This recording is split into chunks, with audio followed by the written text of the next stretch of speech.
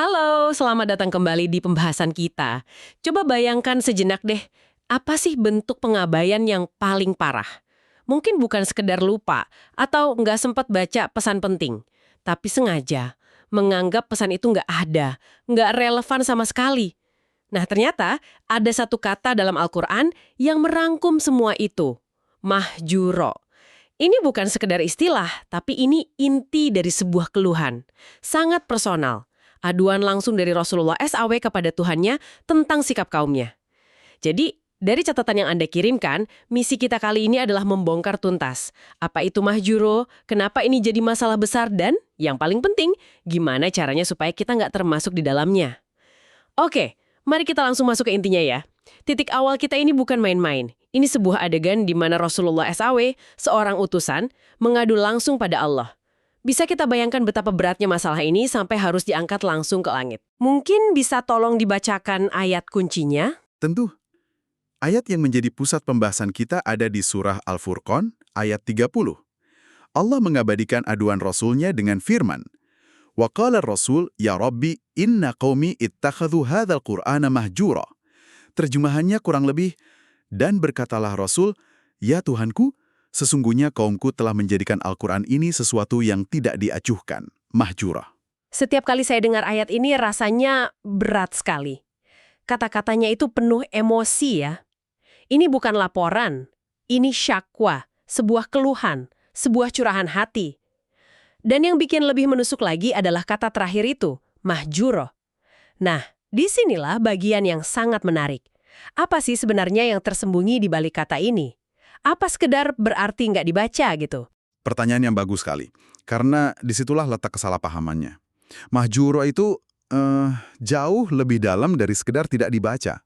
Gini, akar katanya dalam bahasa Arab itu HJR, yang punya makna meninggalkan, menjauhi, bahkan memboikot. Jadi ini bukan pengabaian yang pasif, kayak kita lupa menaruh kunci. Ini adalah sebuah tindakan aktif, keputusan sadar untuk menjadikan Al-Quran sebagai sesuatu yang terasing. Wow, sebuah tindakan aktif. Jadi ini bukan tentang kelalaian, tapi tentang sebuah pilihan ya. Kalau begitu, wujud nyatanya itu seperti apa menjadikan Al-Quran mahjuro itu? Nah, sumber-sumber yang Anda berikan membaginya jadi beberapa tingkatan yang sangat jelas. Yang pertama, paling dasar, itu tidak mau mendengarkannya sama sekali. Jadi ketika ayat-ayat dibacakan, mereka justru bikin keributan atau tutup telinga. Level berikutnya, tidak mengimani isinya. Menganggapnya cuma dongeng orang dulu yang sudah nggak relevan lagi. Oke, jadi ada penolakan secara fisik dan penolakan secara keyakinan. Ada lagi? Ada. Level ketiga ini lebih subtil, yaitu tidak mau merenungkan makna-maknanya. Atau yang kita kenal dengan istilah tadabur. Mungkin dia membacanya, bahkan menghafalnya. Tapi teks itu cuma lewat di tenggorokan. Nggak pernah sampai ke hati untuk dipikirkan. Dan yang terakhir, puncaknya, adalah tidak mengamalkan petunjuk dan hukum-hukumnya. Ini yang paling krusial. Paling krusial ya? Betul. Seseorang bisa jadi qori terbaik, tapi kalau dalam bisnis dia curang, dalam berbicara dia bohong, dalam keluarga dia zalim. Maka pada hakikatnya, dia telah menjadikan Al-Quran mahjurah. Dia memarkir petunjuk itu di luar pintu kehidupannya. Ini gambaran yang cukup gelap ya. Konsekuensinya pasti tidak main-main. Kalau sampai sang Rasul sendiri yang mengadu, artinya perbuatan ini dampaknya sangat serius. Jadi saya berpikir, kalau begitu bagaimana cara kita menghindarinya? Tapi, sebelum ke sana, apa kata Al-Quran tentang akibat dari sikap ini? Nah, untungnya Al-Quran sangat transparan soal ini. Tidak ada yang disembunyikan. Konsekuensinya digambarkan dengan sangat jelas. Dan menariknya, itu terjadi bertahap, baik di dunia maupun di akhirat. Yang pertama, dan ini terjadi di dunia, adalah janji kehidupan yang sempit. Atau dalam istilah Al-Quran, ma'isyatan dongka. Sebentar, kehidupan yang sempit. Itu menarik. Apakah itu berarti miskin secara finansial? Tidak selalu. Justru ini yang membuatnya lebih, lebih menakutkan. Ma'isyatan dongka itu lebih merujuk pada kesempitan batin, perasaan cemas yang tidak kunjung hilang, hati yang selalu gelisah, hidup yang terasa hampa, nggak punya arah. Mungkin secara materi punya segalanya, karir bagus, rumah mewah, keluarga, tapi ada kekosongan di dalam yang nggak bisa diisi. Saya rasa banyak orang di zaman sekarang bisa merasakan ini ya. Punya segalanya, tapi nggak bahagia. Tepat. Dan ternyata Al-Quran sudah mengakar masalahnya, berpaling dari petunjuknya. Jadi ini bukan sekedar hukuman, tapi lebih kayak sebuah proses sebab akibat yang logis. Kalau kita mengabaikan buku panduan hidup, ya wajar kalau hidup kita jadi terasa sempit dan bingung. Itu baru di dunia. Bagaimana kelanjutannya di akhirat? Tepat sekali. Ini hukum alam spiritual. Dan proses itu berlanjut. Konsekuensi kedua, mereka akan dikumpulkan pada hari kiamat dalam keadaan buta. Di dalam Al-Quran digambarkan dialognya. Mereka akan protes, "Ya Tuhanku, kok aku dikumpulkan buta, padahal dulu di dunia aku bisa melihat?" Lalu datang jawaban telak. "Begitulah, dulu datang kepadamu ayat-ayat kami, lalu kamu melupakannya. Maka pada hari ini kamulah yang dilupakan." Wow. Mereka buta terhadap petunjuk di dunia, maka dibalas dengan kebutaan hakiki di akhirat. Sebuah balasan yang setimpal. Dari buta hati menjadi buta mata. Apa ada lagi konsekuensi yang lebih berat? Ada. Bagi mereka yang level pengabaiannya disertai dengan kesombongan. Yang ketika ayat-ayat dibacakan, mereka tetap angkuh seolah nggak dengar apa-apa. Nah, bagi mereka, Al-Quran memberikan kabar gembira, ini sebuah sindiran tajam, berupa azab yang sangat pedih. Dan mungkin konsekuensi yang paling mengerikan, karena ini bisa terjadi saat kita masih hidup di dunia, adalah hati yang terkunci. Hati yang terkunci. Betul. Sikap abai yang terus-menerus, penolakan yang berulang-ulang, bisa menyebabkan Allah mengunci mati hati, pendengaran dan penglihatan mereka dari hidayah. Ini titik di mana kebenaran dipaparkan sejelas apapun, dia nggak akan bisa masuk lagi. Konsekuensinya, seperti yang Anda jelaskan, itu logis banget. Pertama, kita pasti akan merasakan maisyatan dongka, sulit dan bingung di hutan itu. Kedua, karena nggak punya peta, kita jadi buta arah. Dan kalau kita terus-terusan menolak mencari peta itu lagi, akhirnya kita benar-benar terkunci dalam kesesatan. Nggak akan pernah nemu jalan keluar. Oke, ini gambaran yang sangat jelas dan jujur saja cukup menakutkan.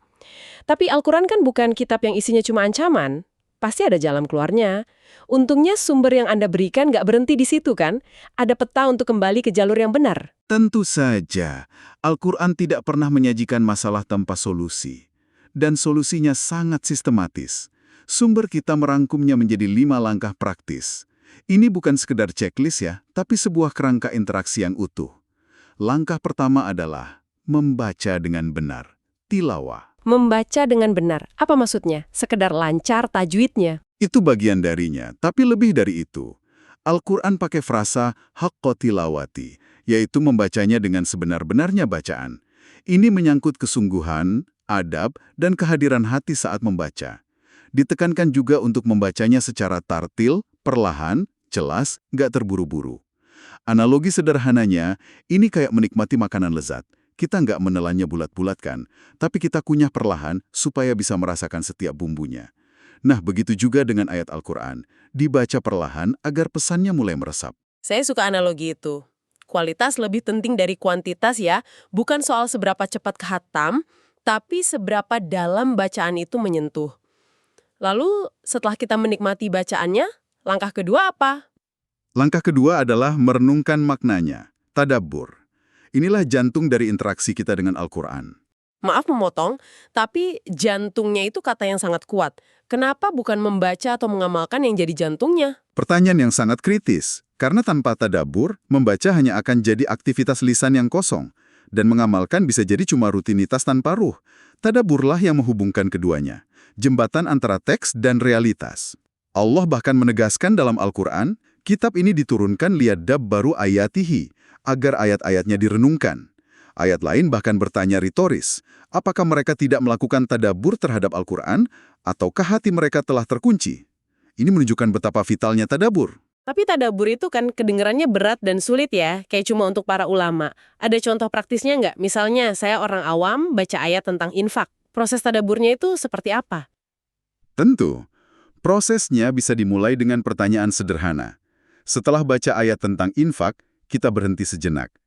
Tanya pada diri sendiri, apa pesan utama ayat ini untukku? Kenapa Allah menyuruhku berinfak? Apa hubungannya dengan imanku? Bagaimana kondisiku soal infak sekarang? Apa yang menghalangiku? Apa langkah kecil yang bisa aku ambil hari ini setelah membaca ayat ini? Nah, proses dialog internal inilah esensi dari tadabbur. Ini mengubah Al-Quran dari buku informasi menjadi buku panduan personal. Dialog internal, itu membuatnya jauh lebih mudah diakses. Jadi dari membaca perlahan, lalu berdialog dengan teksnya, apa langkah ketiga? Langkah ketiga adalah menjadikannya petunjuk dalam ibadah. Cara paling langsung adalah menghidupkannya dalam sholat kita. Bayangkan bedanya kualitas sholat kita saat kita membaca ayat yang baru saja kita renungkan maknanya. Sholat nggak lagi terasa kayak ritual mekanis, tapi jadi momen percakapan yang intim dengan Allah. Sumber kita juga secara khusus menyoroti sholat fajar, yang disebut Al-Quran sebagai momen yang disaksikan para malaikat. Ini membuat ibadah menjadi sangat personal ya. Lalu setelah dihidupkan dalam ibadah ritual, selanjutnya gimana? Langkah keempat adalah muara dari semuanya, mengamalkan dalam amal soleh. Ini ujian sesungguhnya. Al-Quran diturunkan sebagai hudan, petunjuk praktis. Setelah membaca tentang kejujuran, merenungkannya, membawanya dalam sholat, pertanyaannya adalah, apakah kita jujur saat berniaga? Setelah membaca tentang sabar, apakah kita bisa menahan amarah? Disinilah Al-Quran keluar dari lembaran mushaf dan hidup dalam tindakan kita sehari-hari. Dan yang terakhir, langkah kelima. Langkah kelima bisa kita sebut langkah pemeliharaan, yaitu zikir dan syukur. Terus mengingat Allah, zikrullah, melalui ayat-ayatnya, itu akan menjaga hati tetap tenang dan koneksi tetap tersambung. Dan yang gak kalah penting, bersyukur atas nikmat Al-Quran itu sendiri. Ketika kita sadar betapa besarnya karunia ini, kita akan terdorong untuk terus berinteraksi dengannya. Bukan sebagai beban, tapi sebagai kebutuhan. 5 langkah yang sangat komprehensif, mulai dari lisan, masuk ke hati dan akal, dihidupkan dalam ritual, diwujudkan dalam perbuatan, dan dijaga dengan kesadaran. Tapi jujur aja, ini kerangka yang ideal. Bagi orang yang super sibuk dengan pekerjaan dan keluarga, melakukan kelimanya setiap hari secara mendalam, kedengarannya mustahil. Apakah ini harus dilihat sebagai paket lengkap yang harus dikerjakan semua sekaligus? Ini poin yang sangat realistis dan penting. Tentu saja, ini sebuah perjalanan, bukan lomba lari. Kuncinya adalah memulai dan konsisten, sekecil apapun. Mungkin minggu ini kita fokus memperbaiki kualitas tilawah kita, membaca lebih perlahan. Minggu depan kita coba ambil satu ayat saja dari bacaan itu untuk kita tadaburi sepanjang hari. Kualitas satu ayat yang direnungkan dan diamalkan itu jauh lebih baik daripada membaca satu juz tapi tanpa bekas. Konsistensi dalam hal kecil akan membangun momentum. Kesempurnaan. Nah, setelah tahu langkah-langkahnya, kita tahu sebagai manusia kita ini lemah dan sering lupa. Kita butuh bantuan dari yang di atas untuk bisa konsisten kan? Adakah semacam pegangan atau doa yang diajarkan langsung dari Al-Quran agar hati kita tetap teguh di atas petunjuk ini? Ada, dan ini menunjukkan betapa lengkapnya petunjuk Al-Quran.